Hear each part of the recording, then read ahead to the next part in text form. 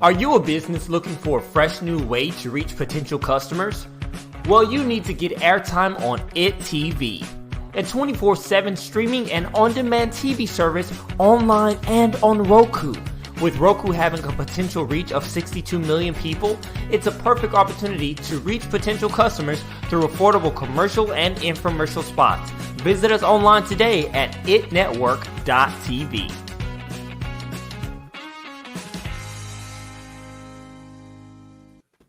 Good morning, good morning, good morning, and thank you for joining me on another episode of the Roundtable Talk Show. I am your host, Sharifah Hardie, and we're going to have some fun today. Only a few shows this week, getting prepared for the holiday weekend, wishing you all the best.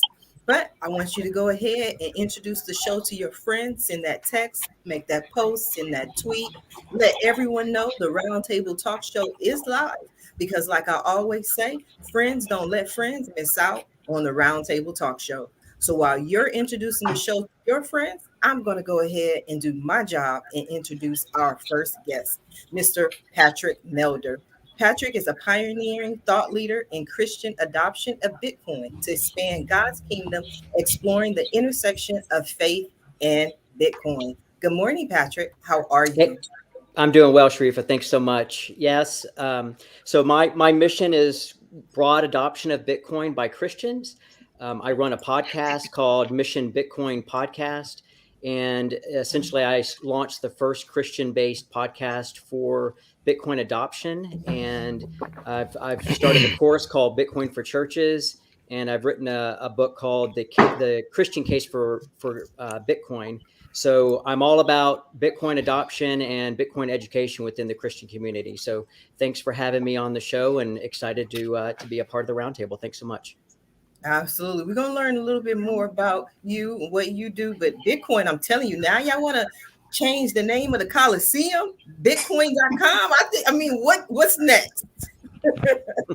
We'll find out about it. But I want to go ahead and introduce my next guest, Mr. Jason Circone.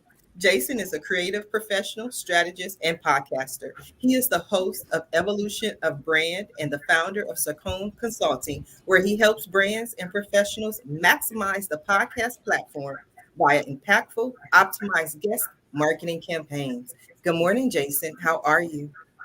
Good morning, Sharifah. I'm great. Thank you for having me. Yeah, as you mentioned, I work with professionals and entrepreneurs to use their voice to amplify their presence, to build their brand, and ultimately when they go on podcasts, we get them set up with the right show that aligns with their mission and message. But before that ever happens, I make sure that they are fully optimized. And the phrase that I coined for this is podcast guest optimization, making sure that they have all the tools, all the expectations, they understand their plan of attack, and at the end of the day, they maximize their time as a guest on other podcasts. And as you mentioned, yes, I am the host of Evolution of Brand, which is a show where I bring on professionals to talk about their adventures through building their brand. And we talk about some of the struggles, some of the victories. We really dive deep into their entire story. And we also provide actionable strategies so listeners can take those back and apply them to their practice. Apply them to their practices as well. So I'm happy to be here today to talk with everybody about those things, and happy to be a part of the show with everybody today.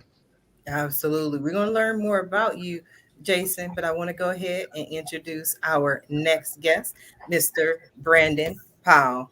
Brandon is a self-taught web designer and entrepreneur with a passion for helping individuals. Since he was diagnosed with ADHD and learning disability when he was young, people told him that he would need support for the rest of his life, but he's here today. Good morning, Brandon. How are you? Good morning.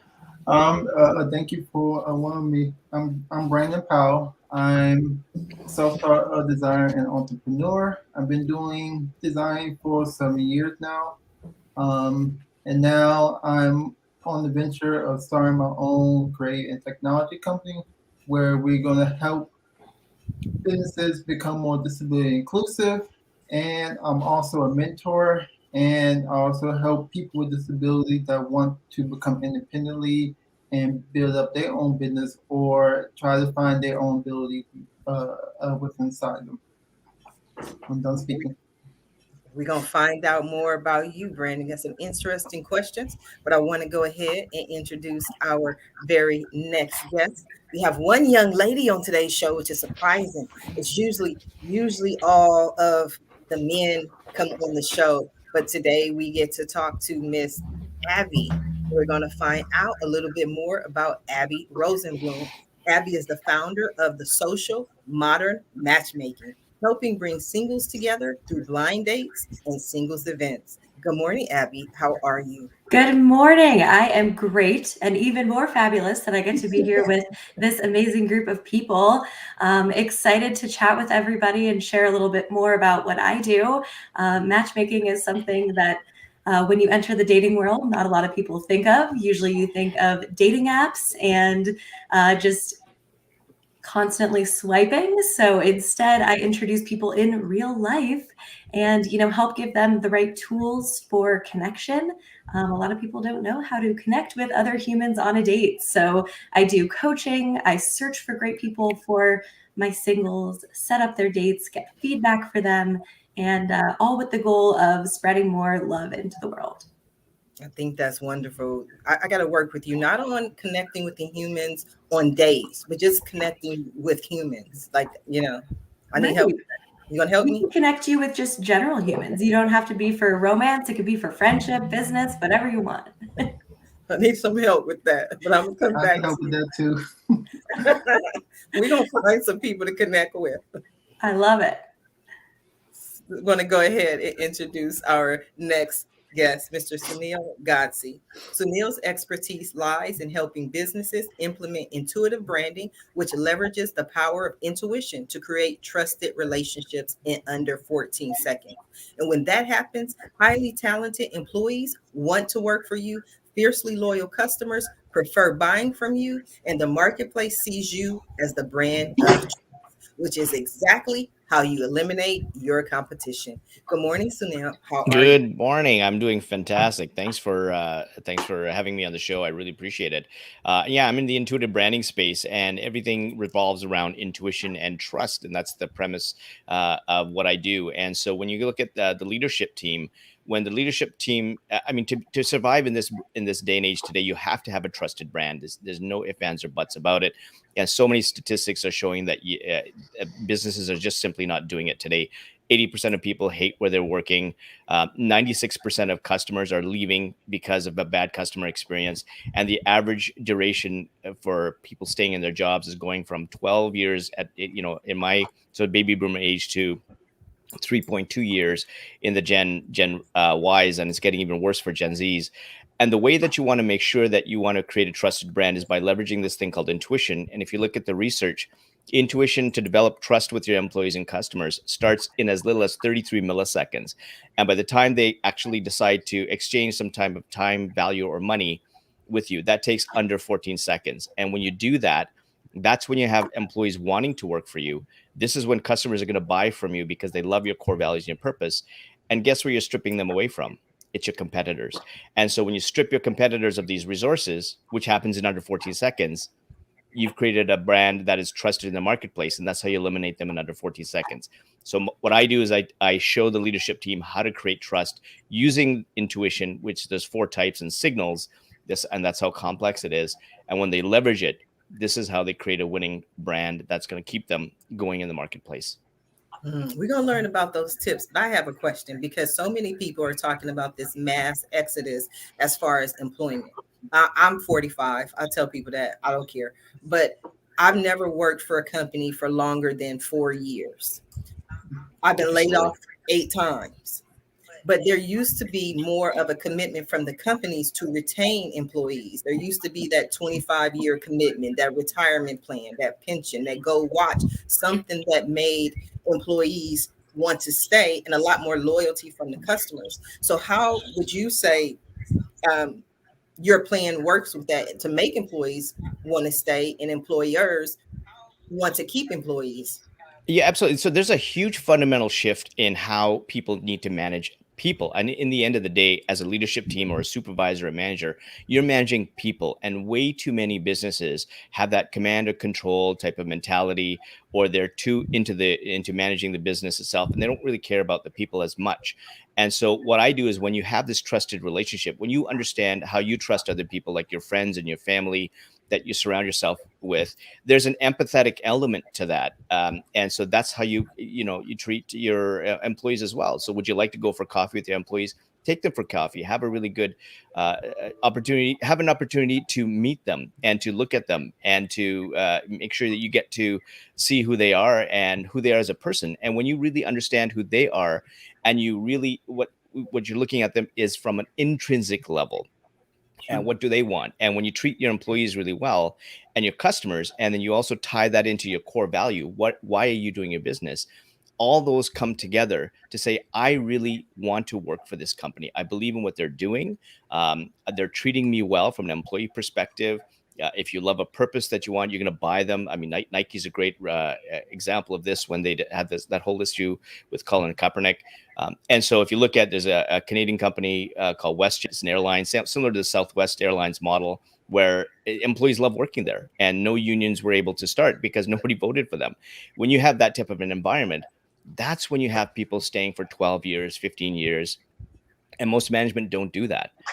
And so that's where I come in to help in. And so in my perspective, most of my business is all referral business, because once one company finds out about what they're doing, it just starts translating to all the other companies saying, you got to hire this guy because, he's doing something that is there. And there's so many people, we're talking about it now anyways, being empathetic. The whole pandemic is one where people are really wondering, where do I really want to work? What kind of business do I want to run? And it's really coming from that value perspective. What's my purpose? What do I really want in life? And what the pandemic has really done from my perspective is it's wiped out all the crap that's there, where people are just doing it for the money, or people working listlessly, and they're really having these conversations to say, what do I really want? Or where do I really want to take that business? And these are very important conversations, because when they can answer that, that's when they drive employees and customers to them. And then the game is over for the rest of the competitors. I definitely agree. Now I see you nodding over there, Abby, when Sunil was talking. What are your thoughts?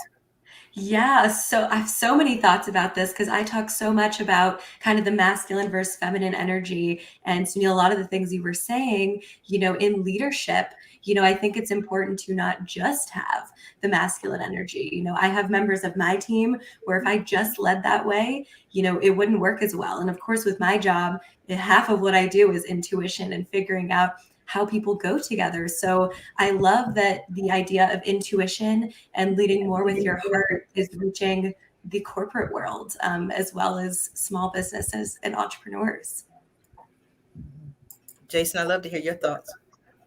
Yeah, I think the pandemic taught us anything, it's that everything has changed, and businesses can be run in a totally different way. And I think there's still some that are trying to hang on to what they did in the past just because that's what they did. And now that the world is slowly but surely moving back into that quote unquote normal atmosphere, that they can go back to that. But I think the mindset of the employee, the mindset of the professional has completely shifted. And I think now it is a lot more emotion. There's a lot more attention to mental health, to burnout. And the more that we keep those things center stage, I think it's going to continue to shift the way we work. I think where businesses really have to keep their attention is, as long as results are being delivered, then the environment can change and it can adapt. And I think we'll continue to see more of that as we roll into a new year in the next month. In the next month. Wow, we only have crazy, right? I know 2022 is upon us. Brandon, I know your goal is to make this world more inclusive for people. What were your thoughts on what Sunil had? Can you still hear me? My computer froze. We can hear you. You're with us. Okay.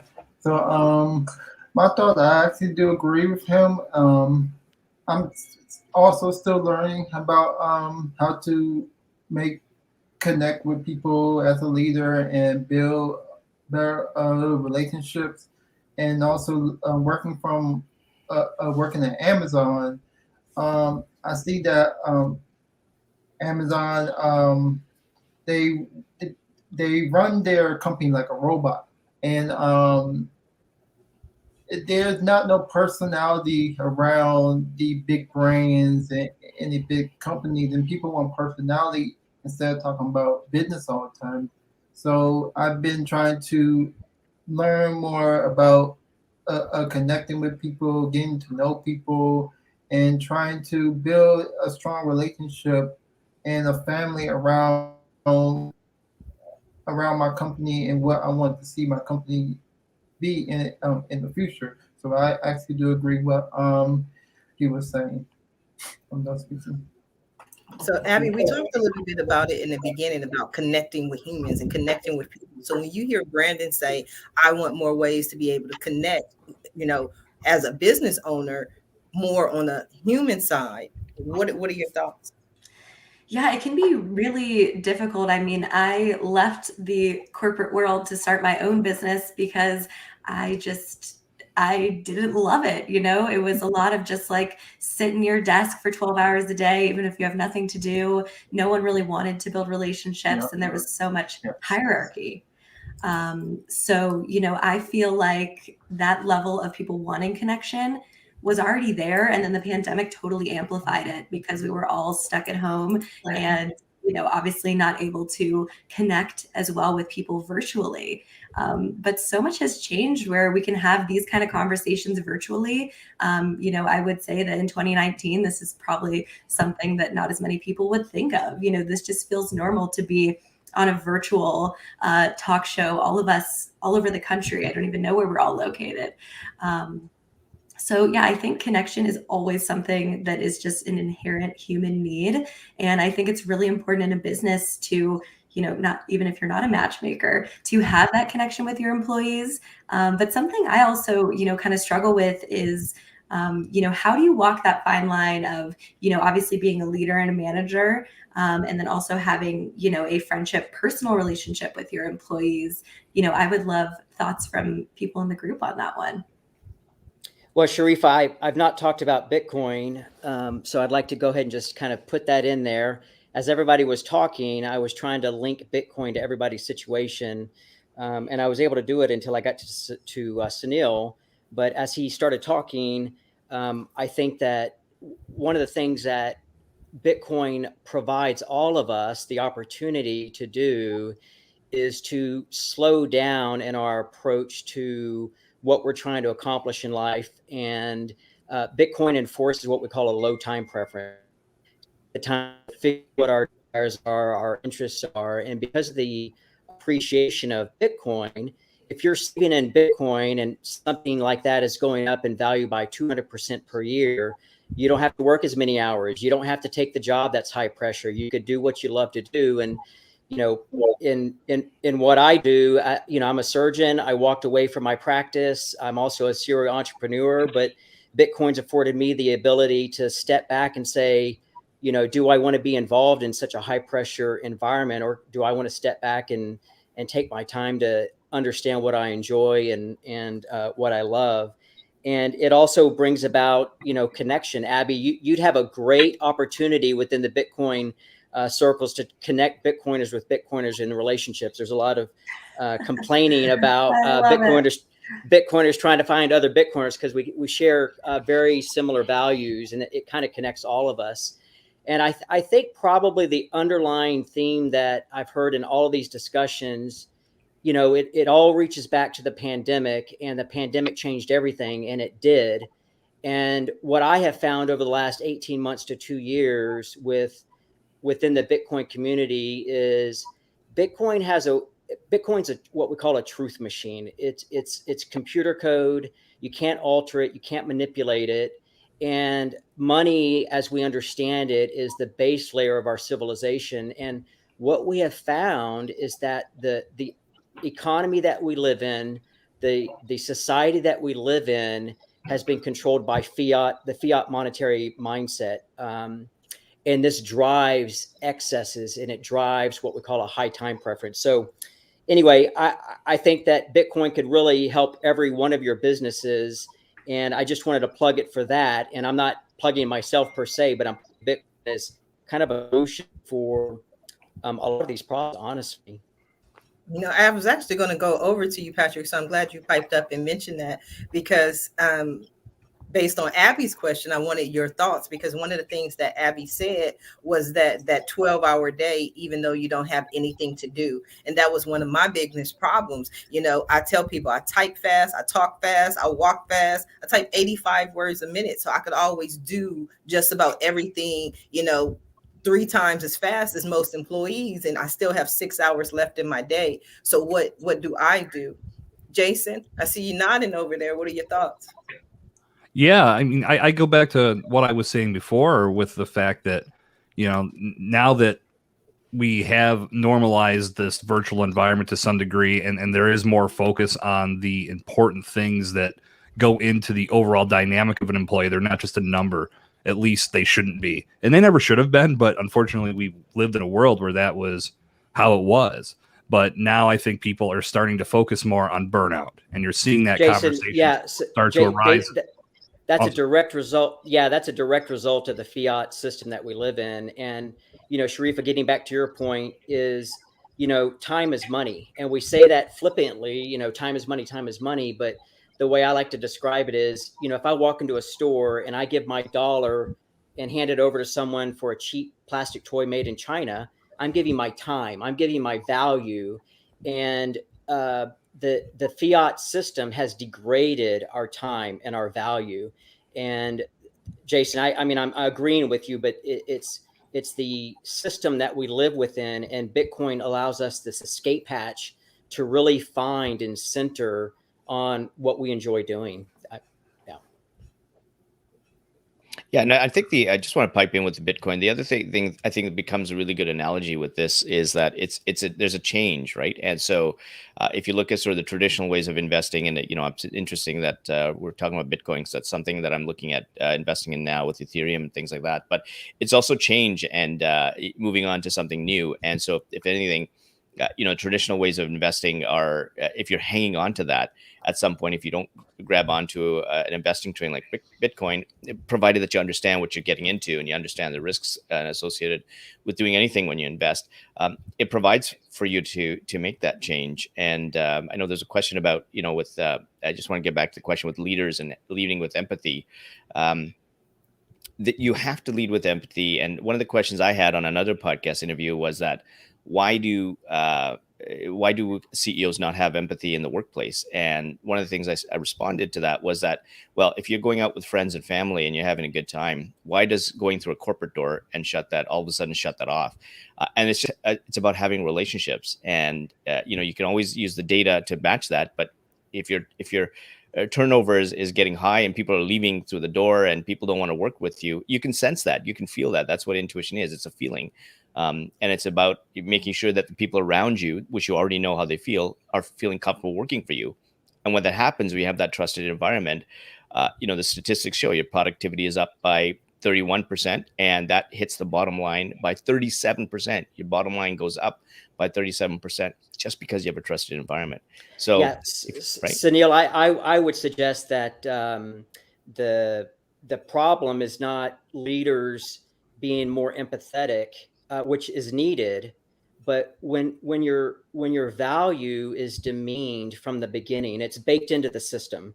That makes it hard for people to go the extra mile to be empathetic, because if they're not naturally empathetic and your value is demeaned through our system, that makes it just that much more tougher. Oh, big time. Yes, I absolutely agree. And that's why most businesses I mean, the failure rate, 91% in the first 2 years, 99% by the time you hit year 5. And you're absolutely right.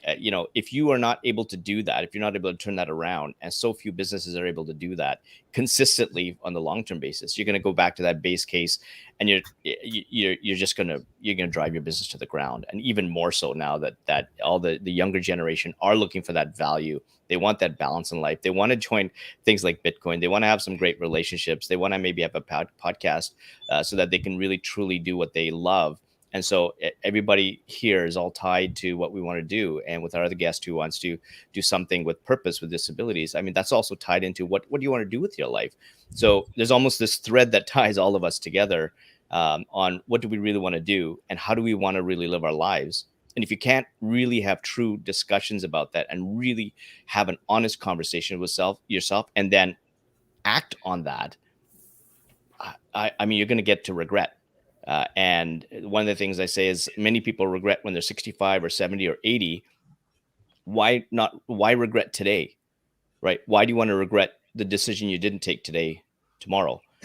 And people just shake their heads, but they don't take the action. And that's unfortunate. I hear Yeah. you, Sunil, and I hear what Patrick was saying as well. But as a business owner, one of the things that I've learned is as the employee, we always look at this process, this procedure, the employee handbook, the rules, the restrictions, the guidelines. You have to do this. But then when you become the business owner, you realize why all of those things are in place. Then now you're dealing with the workers' comp issues, the employees calling off. It's a fine balance is what I found. Absolutely. I mean, it has to be a balance, and that's one time you can't be all huggy and not have productivity. And so, some people think that intuition's all woo and there's no data. Of course, there's data, and it's based on your past experience and patterns and learning, which is something that's not really talked about with intuition because it always seems to be a swing. But you're absolutely right. You gotta look at the hard data. You gotta look at really managing people. You're gonna have employees that are great, and those are going to be caustic for the environment, and you still have to have that as well. But that has to come in the whole grand scheme of how you really truly treat your employees, starting with your own values, your core values, and then moving on from there with the behaviors you want to see, and then leading your managers or your supervisors to do the same thing, and not them being problems for you because they can't do the same. And it is tough, but you can still do it, and companies are doing it. I think getting back to first principles, it really boils down to why is that employee coming to work for you when they may not want to work for you, or why are they working for a job that they may not want to work in, and it boils down to just as a physician trying to make enough money to kind of keep up with obligations and stuff like that, because we live in a completely inflationary environment. And, we've got young millennials that can't make enough money to pay down college debt, buy a house. And so young people are getting jobs that they may not want to do, but it pays the most money. And they have this burning, angst in them that they don't like what they're doing. And it results in being a poor employee. And, I hate to keep saying it, but Bitcoin fixes that because it teaches us to value our time. And because of the appreciation about Bitcoin, the value of Bitcoin, we can choose to do what we want to do. So, yeah, I think that Bitcoin can solve that problem for sure. Right. And something that's coming to mind as we're talking about all this is that it's wild to me that most people actually don't think about what they want to do with their lives. They don't even know what their values are. I mean, I see this a lot with the single people I talk to. I might say, hey, what are your values? And they're like, what do you mean? What are values? So, it's like, yes, you can have all the Bitcoin in the world and the most amazing business, but if you don't know what you value and what your purpose is, none of that will even matter. I think that's one thing I've noticed working with single people that really applies across the board to everybody. I don't know if anyone else has thoughts on that. Well, I think there's also that problem with, in addition to not defining values and actually plotting where they want to go in life, they see a lot of things happen on social media that seem instantaneous. So getting into any field or any area, whether it's on their own or into another company, they expect instant results. And there's that work ethic that it takes to truly get to a level of success to where you're sustainable. Many people are just not familiar with why they should have to do that, because they see their friends or they see these other people on Instagram or on Facebook making it happen seemingly overnight. And anybody that's truly found success knows that that's not the case. It takes a lot of hard work. It takes a lot of learning from failure and persevering through failure to get to a point to where you can get to the top levels of any organization or any endeavor that you're involved in. Absolutely. Yeah, I think it was Mark Cuban that said, I became an overnight success, but it took me 10 years. Right. It takes a long time to see that kind of success for sure. Absolutely. There's a line from the founder. It was, we were an overnight success, 30 years in the making. Yeah, absolutely. And I think one of the things with learning from failure, I think you touched upon a really good point there. And one of my first books was Fail Fast, Succeed Faster, which was, if you learn from the failures of others, you should be able to repeat them. But if you look at the sort of the complexity of intuition from my perspective, one of the 4 types is called experiential intuition. And it looks back at your past learning experience. There's billions and billions and billions of data points put in your subconscious area right from when you're born. And so you have this huge library of information of stuff that's worked, that didn't work. And so when you can't find your values or you've kind of lost, you can always go back to the patterns you've had in the past, at the times you had good times in your life and the bad times in your life. And what was your intuition or your intuitive signals telling you at that time? And you've got like positive and negative signals. And so you map out what's happened in the past that inform the values that you have today. So if you are lost, if you are looking to social media, our intuition is getting much better at saying that's definitely fake. Like that just can't happen. And we should be becoming more savvier and listening to those signals, intuitive signals that are saying that's just not realistic. But looking back at your past failure is fine. And so this is what I say is like, just start today. What's happened has happened, but find that direction, find what you really want. And then the next part of that is to take action towards that.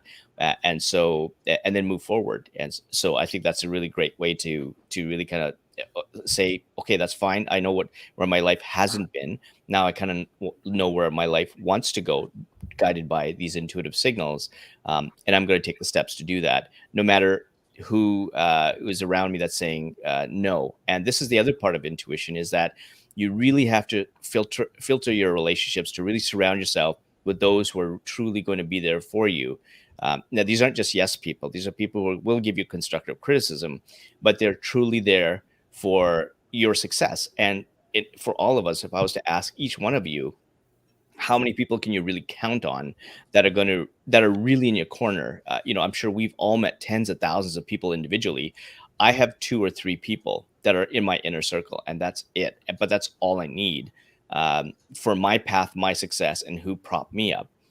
Yes, I'm the same exact way.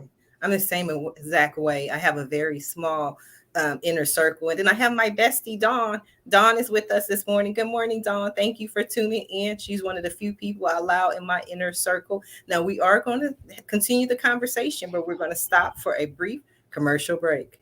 Hey guys, my name is Brian Powell, and I'm the founder and CEO of Perception Works, where we help businesses like yourself become disability inclusive.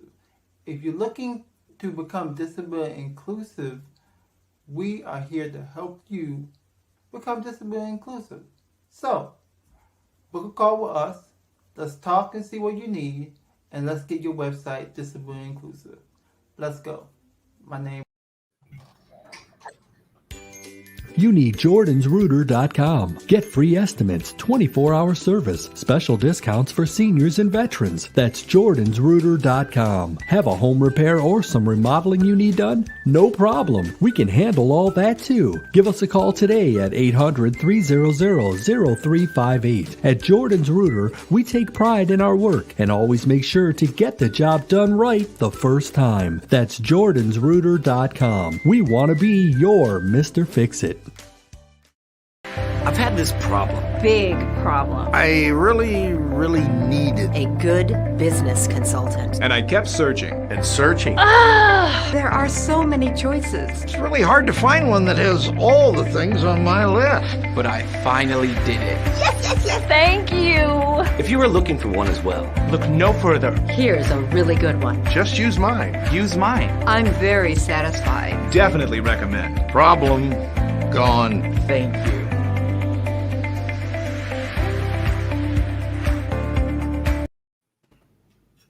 you are just now tuning in to the Roundtable Talk Show, we're having a very interesting conversation. We definitely have discussed Bitcoin and so many other factors. We're having a few technical difficulties with Brandon getting him back on the show, but hopefully we'll be able to get him in prior to the end of today's show. But I want to go over to Jason because we were talking about being an overnight success. And one of the questions I wanted to ask initially is you mentioned helping people be prepared for podcasts. I get so many people who come on the show and they go, Sharifah, I don't know what to expect. This is my first podcast. But I think that's something that people think is just, you go on, you log on and you're a great podcast guest. What are some of the areas in which you work with these people?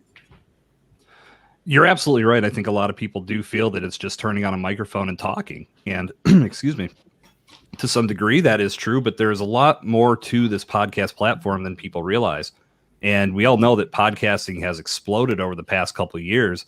And there's something like over 2.5 million podcasts available to consume right now. And a very small fraction of those podcasts are still creating content. And the last stat I saw was something like around 500,000 have been putting content out in the last 90 days, something to that effect. But the point is that this medium is continuing to grow. And as it gains that velocity, more people are looking for opportunities to build their brand and more podcasters are looking for guests. So it's a perfect marriage. And it's to something Abby could speak to with matchmaking, bringing good people together for great conversations. That's what I specialize in. That's what I look for is let's find the right show for you to be on. So in addition to going on podcasts as a guest, you want to make sure that you are going on the right podcast. You're not just going on any show that's out there, because if it doesn't align with your mission, with your message, with your philosophies, you could run into some issues during the interview. And ultimately, it's not going to serve you, because when you do a podcast interview, you're creating a piece of evergreen content. That content could serve you for months, even years down the road. If somebody finds it and engages with what you have to say, they may say, wow, this is a person that I was truly impacted by. I want to learn more about them. So providing a call to action that drives them either to your website or to your YouTube channel or to your podcast, whatever you want to do, whatever your goal is. What I like to do with everybody is take a look at what their expectations are right from the start. What do you want to gain from this? What do you feel you're going to get from going on podcast interviews? And the range of answers is always very different. Some people are grounded in what they feel they can get, and some people feel that they're going to get millions of listeners or millions of customers just from going on one single podcast. And we have to recalibrate some of those expectations. So I think it's very important for anybody that's embarking on the podcast platform to know that it is an incredibly powerful way to build presence, to position yourself as a thought leader, to get more notoriety and reputation built for yourself and for your brand. But you have to do it the right way. And there is a strategy involved. It's not just spraying and praying and hoping that every podcast that welcomes you as a guest is going to be the right opportunity. There is a strategy to put in place. So that's where I come in, and that's where I help everybody out. Yes. I love it. I was going to say, Jason, I have another business that does media matchmaking, a little similar to what you do, where we book people on podcasts, TV, radio, magazines, blogs, all of that. So you said matchmaking. I'm doing it, matchmaking people with the right media. So we are kindred spirits helping people get into the podcast world. And I totally agree that a lot of people think they could just start a podcast, but it takes a lot of work, good equipment, and also knowing what you're going to talk about. A lot of people can't, talk for an hour. I know we're all pros at it here. I'm about to say, hey, Abby, I have absolutely no idea what I would talk about, but I thought, stop. The Roundtable Talk Show. You ever go to a networking event and it starts at 1 and you get there at 12:45 and there are people there? What do you do? You always start what do you do, Sunil? I know you start talking about intuitive branding. Well, one of the things I like to do is I like to change the conversation right from the start. And so one of the things that I don't like to be bland and do the same thing that everybody else does. What I'll ask is, hey, so do you have anything, an interesting project you have planned that you're doing this afternoon? Or what was a big pet project that you worked on last year that you're really proud of? And so when people kind of get these types of questions, what happens is they get out of the fog of, the usual questions, and they become really interested in the conversation. And then you get to know that person from a different angle, because now their attention is focused on you in a very, very different way. And not too many people ask that kind of question. And so what happens is then you're developing a really stronger relationship right off the bat, because you're asking something that's different from everybody else. So that's what I do when I have these conversations. And every single time you learn something so unique about that person. Everybody has an incredible story or a number of stories, and you learn something really, really fascinating about that person that kind of sticks in your brain to say, wow, that's really interesting. Never thought that you could do a prep project like that, or I didn't think that you can do something like that, or travel in that kind of place, or whatever. There's always something interesting. Mm-hmm. Patrick, why do you like these podcast appearances? Well, to promote what I'm doing with Bitcoin in the Christian community, and quite frankly, just to promote Bitcoin. It's a fascinating technology, and the more people that explore it and understand it beyond the investment arena, I think the better. And the way I like to describe it is, the more you know about Bitcoin, it becomes a conviction. And if you're just in it for investment, you may decide to buy and sell and lose your money. But if you understand it, truly understand it, then it becomes a conviction. And that's, with each one of the guests here, as I've kind of probed in and kind of alluded to how Bitcoin could help, it hopefully has become apparent that, in my mind, Bitcoin is not just an investment. It's a societal shift in the way that it can provide a societal shift in the way that we think. And hopefully that's just going to provide a new perspective for anybody listening to this roundtable right now, and potentially for the guests to think about Bitcoin in a different way than just as an investment. Yeah, I've had quite a few people on the show who have discussed Bitcoin. I can tell you right now, the most passionate conversations it's not even, I guess, the mask and the no mask these days, or the vaccines, or no, it's the Bitcoin or not to Bitcoin. It's like these conversations go back and forth. It's people who are so adamant for it, like Patrick. I'm pretty sure you can work Bitcoin in any conversation. You're at the grocery store telling the pretty much, yeah. Well, because it's something that is so well. It's been described as probably the most. There are very few inventions in the history of mankind that will transform civilization, and Bitcoin is one of those. So you think about fire, the wheel, the steam engine, electricity, the computer, and then Bitcoin. That's not just my thought. There are very, very thoughtful people, very intelligent people that think that. And so that's kind of what you don't understand or don't get when you're listening to mainstream media, or if you pick up Newsweek and read about Bitcoin. You get all the what we call FUD, all the fear, uncertainty, and doubt about Bitcoin, which is completely overblown anyway. But it truly will be a transformational technology that we're only beginning to see the surface of, and it's really exciting to be a part of it. Actually, I was just down in a conference in El Salvador last week, and El Salvador adopted Bitcoin as legal tender in September, and just the energy down there with what El Salvador is about to do and the transformational power of what Bitcoin's going to provide. This small little country that very few people knew where it was before they adopted Bitcoin in September as legal tender. And now there's just it's electric. It's very, very electric. Okay. But do you have to rename the Coliseum though? I don't know where that came from, but I would say that Bitcoin the nice thing about Bitcoin is no one owns Bitcoin. So if someone wants to name the Coliseum after it, it's not because of Bitcoin. It's because some ego person wanted to do it. But I'm not sure about that. They're naming it Bitcoin.com. Okay, well, not a big fan of that. I don't think most Bitcoiners would be a fan of something like that. So whoever owns Bitcoin.com is driving that, but it really has nothing to do with Bitcoin, the technology. Okay, I was just wondering, you into Bitcoin, Abby? We got to ask the who's in, who's not, who's opposed, who's against it. I actually some people have offered to pay for my matchmaking services in Bitcoin. And I have said that's okay, but I would definitely prefer other forms of payment. That's Abby, been my only experience. I can help you with that. If you need help with that, I can help you with that. Thank you. Yeah, I'm very fortunate. My husband is in the finance world, so I think I'm set, but I might Okay, take awesome. on that. Yeah. So they're going to pay, like, it's like, I'll give you some Bitcoin in return for finding me a date. Yeah, they're like, hey, instead of, paying with a credit card, can I pay with Bitcoin?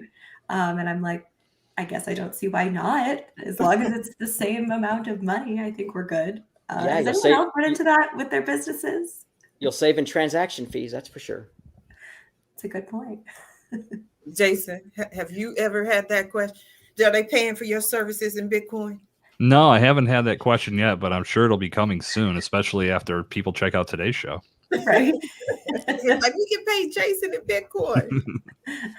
So Neil, they paying you in Bitcoin yet? No, I get the hard corporate check, and now they're just getting to e-transfers right now. So I think some of the business leaders that I'm working with are kind of still getting their heads around fixing their businesses before they even get into Bitcoin. But no, happy to take whatever form of currency for sure. I'd love Bitcoin as an exchange mechanism because as an investment, it's with an appreciating asset. Who doesn't want that? That's right. In their back pocket. So I would love to take Bitcoin or Ethereum or whatever type of exchange that I can take that I know is going to be an appreciating asset.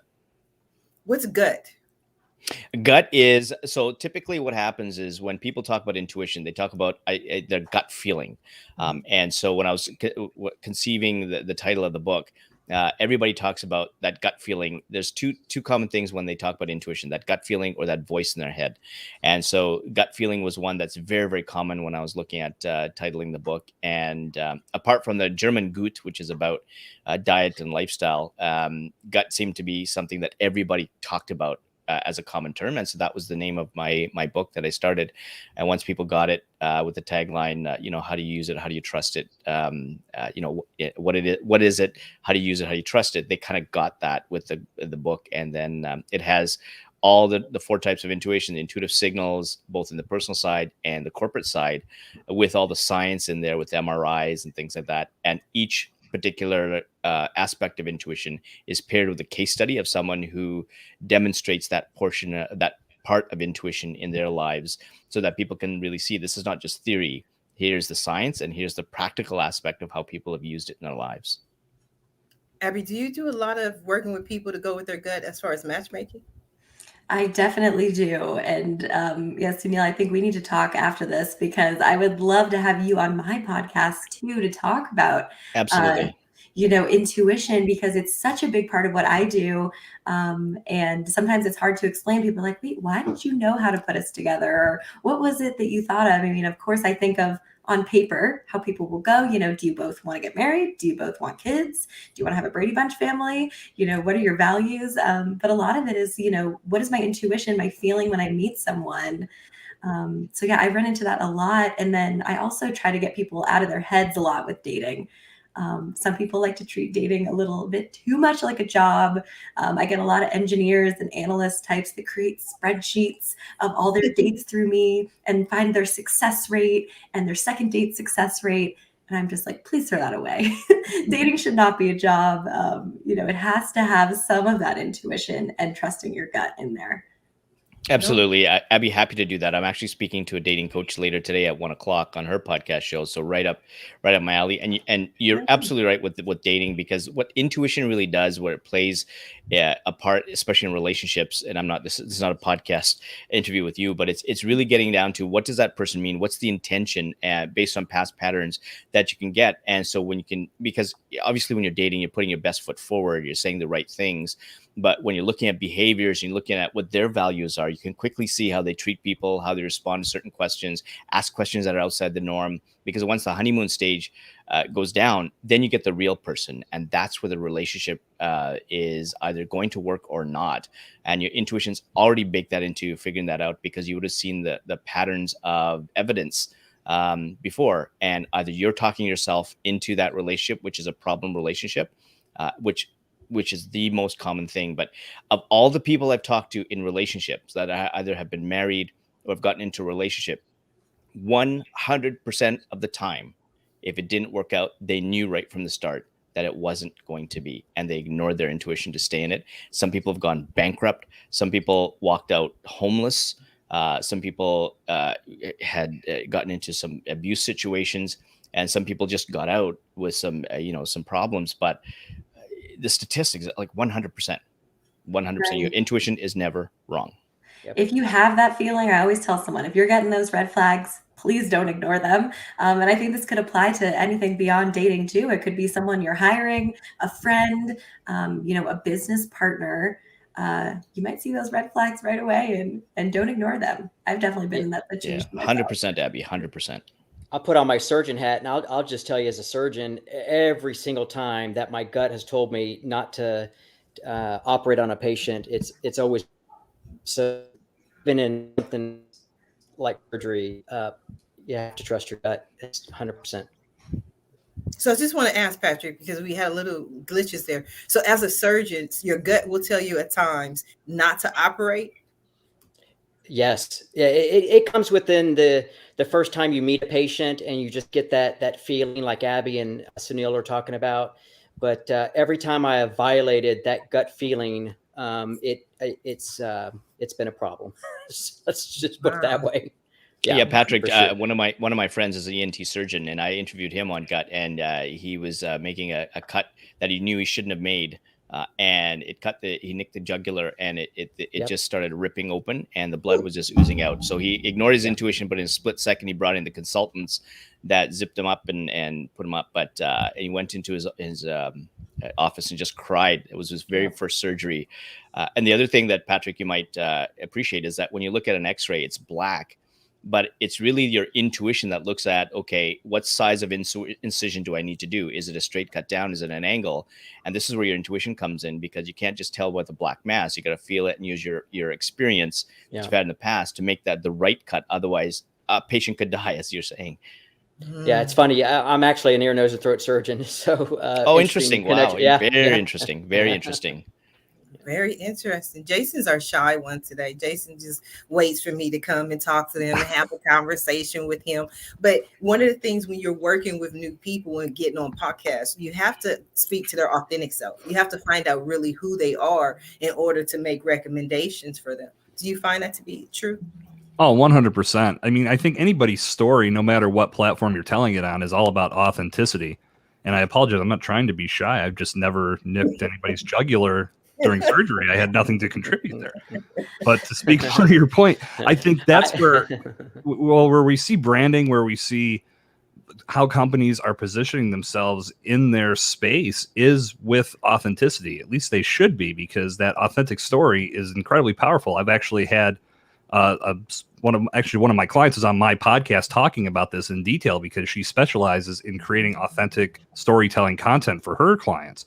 It's incredibly powerful these days, because there's so much BS out there that we are looking for something that we can truly believe in. And I know we mentioned this earlier when we were talking about social media. A lot of what we see portrayed on social media can sometimes throw us off. It's not necessarily true. It might be painting that wrong picture in some respect.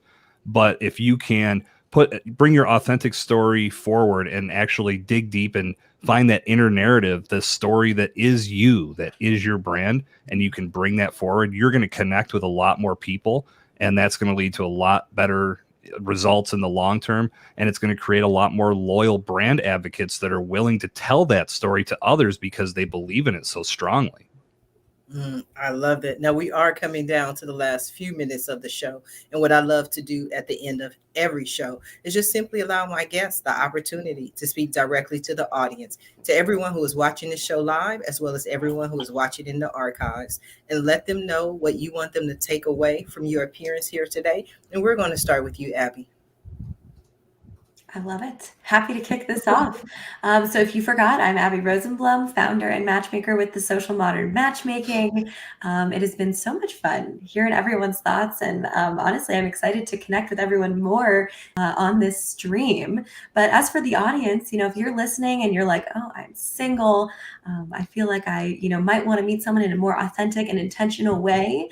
Matchmaking might be a great way to do that. I am based in Denver and work just in Colorado. But if you are outside of the state, I have a network of matchmakers all over the country that I can refer you to. They're honestly my friends and partners, and we all work together. There's really no competition in our world because we just want to spread the love. So if you are in a different state, if you're not in Colorado, you can still reach out to me. I would love to do that. And is this the time I can plug my website and all of that too? Okay, so you can follow me on Instagram. I am Modern Yenta. Yenta is actually a Yiddish word for matchmaker. I'm Jewish, so I could totally use that as mine, I guess. You can also follow my company, The Social MM. My website is modernmatchmaking.club. And if you have questions about matchmaking, about dating, I would love to help. And then also check out my podcast, The Ghosted Podcast, all about navigating this insane modern dating world. Thank you, Abby. Brandon, what do you want the people to know about you? Hi. If you want to work with me, you can go to brandpower.ceo. If you want to support me, I have a donation button. I also take cryptocurrency as a donation, and I also take regular money if you want to work with me, because I'm offering my services for free, so you guys can have mentors service, or if you need a simple design website done, I'm interested in helping you and serving the community. You offer website design free? Yeah. Okay, we're gonna have a consult. We gonna talk, Brandon, because I'm anti-free as opposed to services. They can do consultation or whatever, but we're gonna get you some website design business. You don't work too hard, you doing too much. We no free. You with me, Brandon? Yeah. But I like serving the community, so anything can help. Because I really need a new computer. I'm sorry about the issues that I had. No, you're fine. But how are we gonna get you a new computer for free? That's true. That's what I'm saying. We got to get you some customers, paying customers, big invoices, big money. I'm like that game. What was that game show a long time? Big money, no whammies. Press your luck. Yes, we got to press your luck, okay, Brandon? Because we gonna get you a new computer just because you were on the show. And not only that, but I tell everybody all the time, I'm no good to anybody broke. That's one of my favorite lines. Mm-hmm. How can I help anyone else if I have no money? So we're going to get you some money for all of your hard work and your website design services, okay? No more free. Okay. They can make donations, but they got to pay for your services. Thank you. You are welcome. We're going to go over to Sunil. Sunil, what do you have for the people? Yeah, so for those who've joined late, I deal with intuitive branding, and what intuitive branding is getting a business to become a trusted brand by leveraging the power of intuition with inside the organization with the leadership team. And when they do that, and they create that trusted brand, what they find out is that employees really want to work for them, and customers are really loyal, fiercely loyal customers are going to start buying from them, stripping them away from the competitors. And with the research showing that intuition has that trust element that happens in under 14 seconds. That's how quickly you can eliminate your competition. So you can go to sunilgatsi.com. I also have a podcast called Intuitive Branding that you can subscribe to. I'm on all the socials, LinkedIn. I am on TikTok. I don't do any dancing because if I danced on TikTok, the intuition of others is going to say, I don't want to follow that guy. And I'm also on Instagram, Facebook, all the usual social media channels. So yeah, get a hold of me. I'd love to have a chat with you and your team on how we can eliminate your competition in under 14 seconds. Thank you. But some of those dances is what actually make it go viral. You never know. That's true. That's true. I think that, well, I could try it. I think my two daughters will be starting to roll their eyes as well, saying, oh my God, Dad, why did you do that? We'll see. We'll see. Jason, what do you have for us? I'm in the same boat. If a dance of mine went viral, I don't think that's going to be good for anybody. That's breaking the internet stuff right there. If anybody out there is looking to get into podcast guesting, I would love to have a conversation to see if it would make sense for us to work together. And I'm in the process of revamping some of not my overall services, but I'm adding some additional educational elements to everything to just keep building upon this podcast guest optimization service. So I encourage everyone to check out jasoncercone.com. You can see the link right here, and stay there for updates. And I will be adding more to the platform over the next few weeks and looking to be in full go mode by the turn of 2022. And I encourage everyone to check out my podcast, Evolution of Brand. I've got the 13th episode just went live this morning, and I've been having some incredible conversations with some great professionals and entrepreneurs that are going to be coming up over the next few weeks and months. And I would love anybody that's listening or anybody that's watching or listening to check out that show. Drop a review, recommend it to a friend if you feel that it's impactful and it made a difference in your mindset. And like I said, jasoncercone.com is where you can connect with me if you want to talk about podcast guest optimization and embarking on being a great optimized podcast guest. And thank you for having me, Sharifah. It's been a lot of fun today. You are so welcome. I think I just want to have that conversation just to see if you can optimize me. Maybe I need optimization. I don't know. Now, let me guess. I'm going to use my psychic telekinesis intuition to say Patrick wants to talk about Bitcoin. Well, Sharifah, this has been a lot of fun. Thanks so much. And anybody can follow me on Twitter, mainly at Mission21M, or my personal handle, ENT Surge, Ear, Nose, and Throat Surge, ENT Surge on Twitter. And really the takeaway here is if you're looking to learn about Bitcoin in a non-investment type of lens, through a non-investment type of lens, check my podcast out, Mission Bitcoin, where we really kind of talk about the intersection of Bitcoin and actually Christianity. So if you want some interesting discussions and actually hear how an atheist had a religious experience through Bitcoin, please check out my podcast, and happy to help anybody along the educational journey, Christian or not. So just reach out to me on Twitter if you'd like. And I've written a couple of books, Bitcoin for Churches and The Christian Case for Bitcoin. So happy to share that with you as well. Thanks so much, Sharifah. You're welcome. So we missed all of that. So you were an atheist before Bitcoin? No. But I've led an atheist to the Lord through Bitcoin. Oh, okay. I'm about to say, wow, that in the show. Yeah. Thank you, Patrick. Yeah, my pleasure. Oh, no problem. I want to thank you all for being guests on today's episode of the Roundtable Talk Show. And I especially want to thank everyone who tuned in to watch the show live, as well as everyone who is watching in the archives. I definitely appreciate your support. I appreciate you watching. I appreciate you sharing. But as always, please support our guests. Our guests are here this morning to help you, to support you, to educate you. So support them. Follow them on social media, visit their websites, reach out to them, send them a message. And when you do, please let them know Sharifah Hardie says hi. Now, if you're interested in more ways that I can help your business, or maybe you want to be a guest on the Roundtable Talk Show, please visit my website at AskSharifah.com. Until tomorrow morning at 8 a.m. Pacific, everyone have a safe and a blessed day. Bye now.